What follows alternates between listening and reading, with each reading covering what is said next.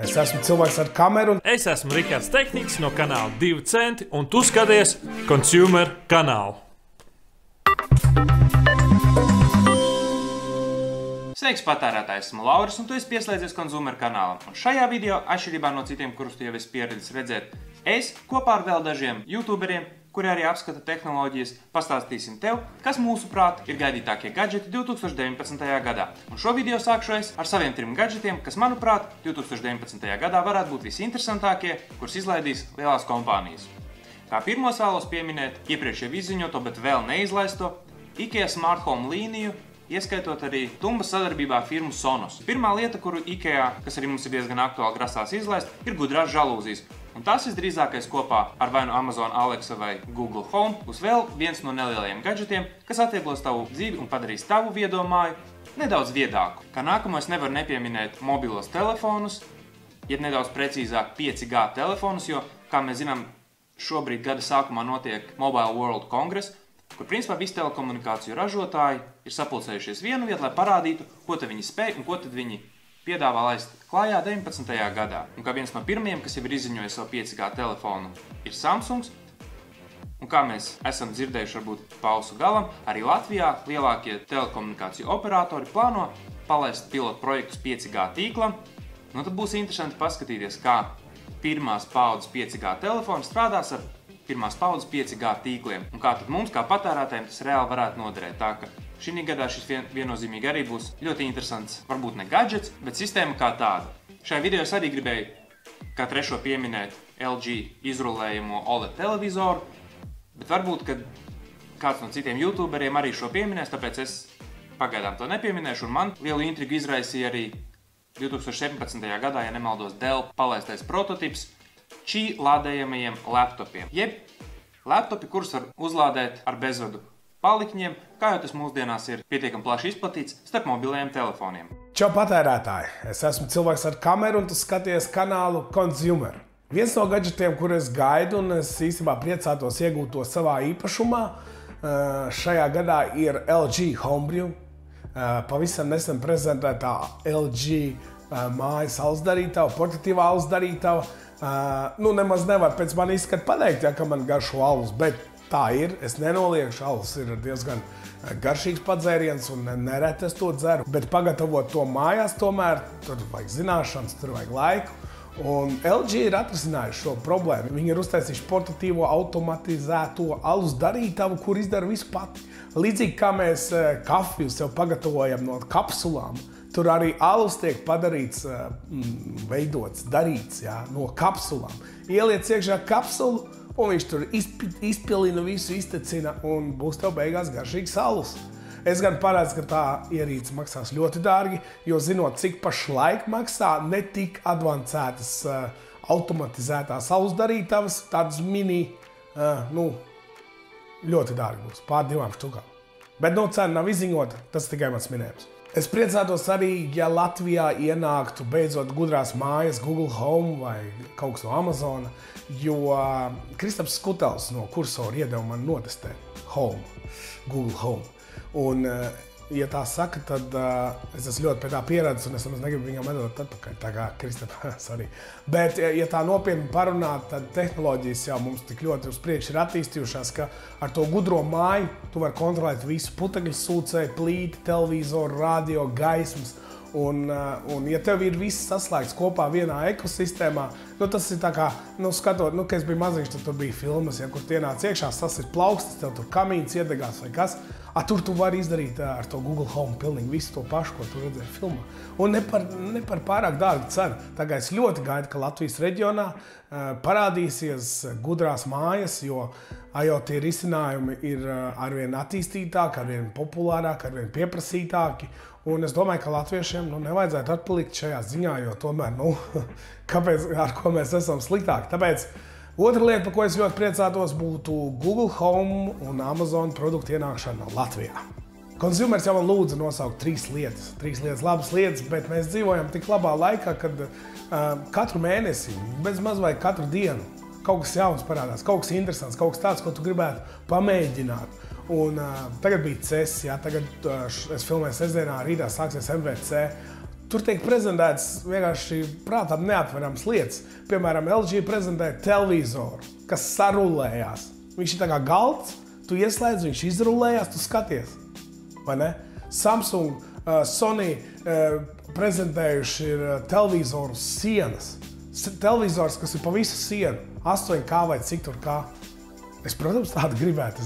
Es viņu gaidu, bet es zinu arī, ka cena nebūs maziņā.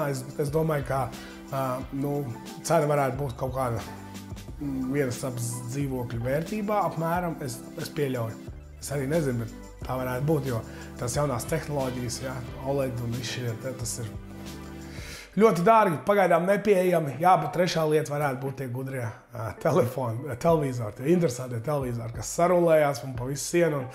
Un tie nav projektori, tie ir televizori. Sveiks, patērētāji! Es esmu Rihards Tehniķis no 2 Centi kanāla, un tu skaties Consumer kanālu. Kas tad ir Riharda Tehniķa 3 gaidītākās lietas tehnoloģijas pasaulē 2019. gadā? Un jautājums ir ļoti labs, un par šo te man tiešām bija jāpadomā. Bet es domāju, sāksim ar visvienkāršāko, jeb ar manu favorītu kompāniju, jeb All Hail to Capitalism, jeb parunāsim par ābolīti. Un ko tad es tik uzticīgi gaidu no Apple 2019. gadā? Tāpat kā daudz miljonu citu cilvēku, es, protams, gribu redzēt, kā tad izskatīsies jaunais iPhones un kādas funkcijas tam būs. Idiots, Apples katru gadu izlaiž vienkārši to pašu telefonu un tādām funkcijām, tur nekā jauna nav. Jā, varbūt, bet tas man galīgi neinteresē. Un, protams, es esmu redzējis šīs te nopludinātās bildes, to, ka būs drausmīgs kameras izgriezums un būs 3 lēts jaunajos iPhone'os, un it kā tas, ka viņi atgriezīs atpakaļ Touch ID, bet, kā jau visas baumas, ir jādara ļoti daudz sāli, un es personīgi tajās nekad neklausos, es vienkārši pacietīgi gaidu septembri, un ar nepacietību gribu redzēt, ko tad Apple man piedāvās uz nākamo gadu, jo būsim godīgi, to, ko Apple prezentē, ar laiku tas kļūst vienkārši par industrijas standartu. Un vispār runājot par Apple keynoteiem, tie vienmēr ir silti gaidīti manā tehniskajā sirsniņā. Un pierreiz, ja jau mēs runājam par Apple, tad, protams, arī gaida, kā iztīsies jaunie MacBooki, AirPodi, varbūt lielās austiņas, un varbūt, kas zina, varbūt būs jauns krūts HomePods, ko varbūt būs iespējams beidzot nomainīt pret Alexu. Jūnijas un septembris, tie tiešām ir kā 2. un 3. Ziemassvētki man. Un tad otra gaidītākā lieta. Es gribētu teikt LG izrulējamais televizors, jo mums ir pieredze ar viņu OLED televizoriem un soundbariem, un šī pieredze ar šo kompāniju ir bijusi ļoti pozitīva, bet būsim godīgi. Ne, es personīgi varēšu atļauties nopirkt šo te kruto televizoru, kas izrulējās, kā arī neviens mums to nesūtīs uz testēšanu, lai cik labas mums būtu attiecības ar LG. Tas ir vienkārši pārāk liels risks sūtīt youtuberīšiem kaut kādu nežēlīgi dārgu televizoru, kas izrulējās. Tāpēc šo te televizoru lietas palikšu malā, un es gribētu nominēt kā otru lietu, ko es gaidu, vai baumas piepildīsies vai nē, vai šai te konsolē 2019. gadā būs atjauninājums. Tā kā es Nintendo Switch jau lietoju pēdējos 2 gadus, un es tiešām priecājos, ka es to nopirku izlaišanas dienā, es gribu uzzināt, kas ir tas, kas pietrūka man 2 gadus atpakaļ, lai šo konsoli pataisītu vēl stilīgāk un vēl foršāk, un vai šis atjauninājums 2019. gadā būs tā vērts iegādāties jaunu Switchu.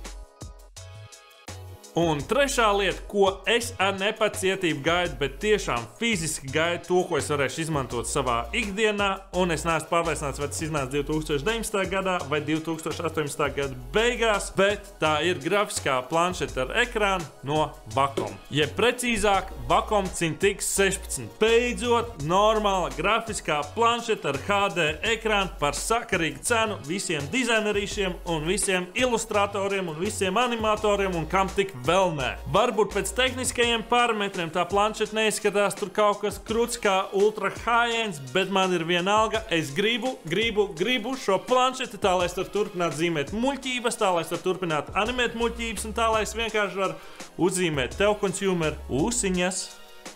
Vienkārši iedomājieties, jūs to pieslēdzat pie savu MacBook, nolieciet to malā, nolieciet priekšā un vienkārši zīmējiet, un tas viss parādās uzreiz uz ekrāna, un jums nav visu laiku galva jāceļ augšā. Vai nav lieliski?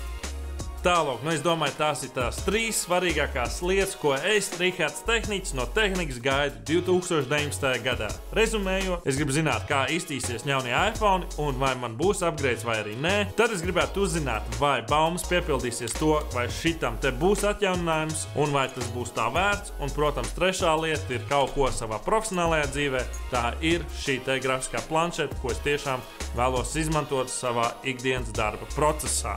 Nu, lūk, te arī tu pats dzirdēji no dažiem arī tev zināmajiem populāriem youtuberiem viņu viedokli par to, kas tad ir gaidītākās tehnoloģijas un gadgeti 2019. gadā. Visi viņu profili, protams, arī būs video aprakstā, tā ka droši neaizmirst aiziet un iečukot viņu kanālus, kā arī pierakstīties viņiem.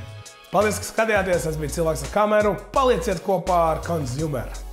Un īstenībā vēl ir 4. lieta, ko es nežēlīgi gaidu. Es gribu redzēt, kad šis te video būs gatavs, tā lai es to varu nostīties, nospiest like un, protams, pateikt visiem, abonējiet Consumer. Ja tev patiks šis video un tu gribi sagaidīt arī vēl kādus citus sadarbības video, droši spied like, neaizmirst pierakstīties manam Consumer kanālam, nospiežot apakšā zem video podziņu abonēt un uz tikšanos nākamajos video. Atā!